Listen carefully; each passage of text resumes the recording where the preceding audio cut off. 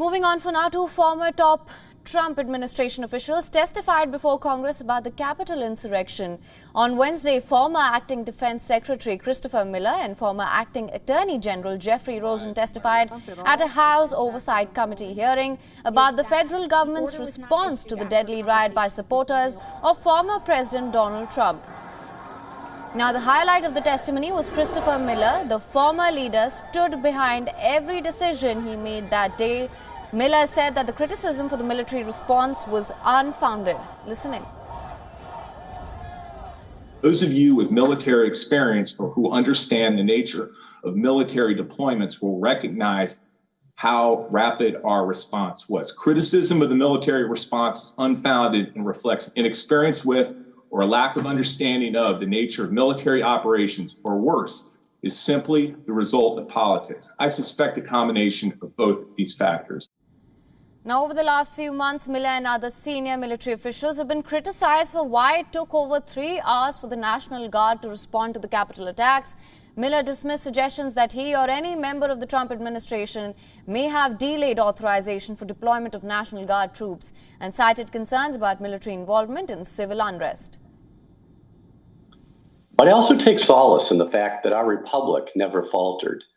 Buildings were breached, but the Constitution and our shared values were a bulwark against the violent mob. As set out in my written testimony, the Department of Justice prepared appropriately in the period before January 6th, and I'm proud of the department's response on January 6th, when we urgently deployed more than 500 agents and officers from the FBI, ATF, and U.S. Marshals to assist in restoring order at the Capitol. Now, Jeffrey Rosen, former acting Attorney General, meanwhile sought to avoid answering questions about his conversations with former President Donald Trump about investigating the 2020 presidential elections. During his testimony, Rosen told the lawmakers that the Justice Department took appropriate precautions ahead of the riot. He said that the tactical and other elite units were put on standby after local police reports indicated that up to 30,000 people were expected at rallies and protests.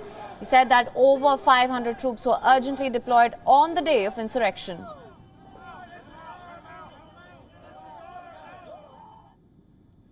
Historically, military responses to domestic protests have resulted in violations of Americans' civil rights and even, in the case of the Kent State protests of the Vietnam War, tragic deaths. In short, I fervently believe the military should not be utilized in such scenarios other than as a last resort and only when all other assets have been expended.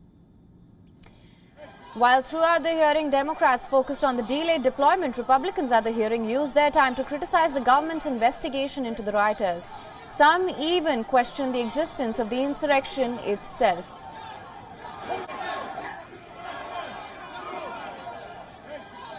Once again, we are being joined by WION correspondent Nick Harper from Washington, D.C. Nick, thank you so much for staying with us. Could you just walk us through the highlights of these testimonies? Yeah, some incredible hours of testimony, some very fiery exchanges between Republicans and Democrats. And I think it was very clear that despite the fact that President Trump left office several months ago, there is no desire from Republican lawmakers to throw him to the wolves. They are backing him to the hilt, continuing to say that nothing that he said in the speech on January the 6th did anything to provoke any of the protesters who then stormed the Capitol. There were some incredible quotes from some of the Republican lawmakers. One likened the day to a normal tourist visit. He said that the people who stormed the Capitol, who got inside, who broke into offices, were obeying the rules. And bear in mind that 5 people died on the day. 400 people have been charged. President Trump, it led to his second impeachment. The Democrats shot back at this. They said that the Republicans were trying to rewrite history. They called it revisionist history. They said that the Republicans were trying to cover up the violence and the brutality that had happened during the course of the day. But the Republicans said that quite simply there was not insurrection on January the 6th, the big thing that that second impeachment trial hinged upon.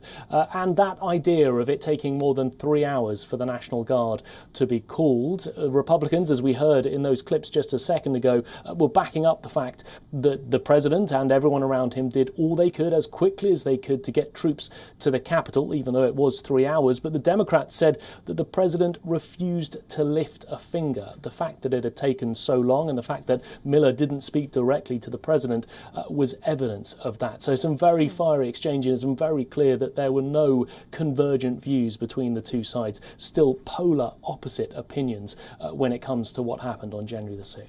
Right, Nick. I was in fact going to come to that, that Democrats focused on the delayed deployment while Republicans focused on the government's investigations into the rioters. Now, because there are such diverse reactions, what can we expect going forward in this case? Well, when it comes to January the 6th, I don't think there will ever be a meeting of minds between Republicans and Democrats as to what happened that day, who was taking part, why it happened, and who was responsible. Republicans, certainly the Trumpist element of the Republican Party, and many of them were within that committee meeting, do not feel that the president provoked what happened. I think we also saw that playing out very clearly on Capitol Hill today. The Republicans voting to remove Liz Cheney from her position in the Republican Party, effectively playing the third most prominent, third highest ranking Republican in the party. But she did not back Trump. She wanted and called for his impeachment. And therefore, the Republicans said that she has to be removed from that position in the House of Representatives. So there is that very clear divide, that very clear battle within the Republican Party between the Trumpist elements and the non-Trump elements. And at the moment, there still seems to be huge political sway by the former president having real control of the Republican Party, even though he's no longer anywhere near Washington, nowhere near the Oval Office. He's down in Mar-a-Lago in Florida, but still many, many supporters of his on Capitol Hill. It'll be interesting to see the direction of the party over the next few years. But at the moment, it's very clear that they still continue to back the former president and take on his viewpoint. Right, Nick. Thank you so much for joining us with all the details on that. WION is now available in your country. Download the app now. Get all the news on the move.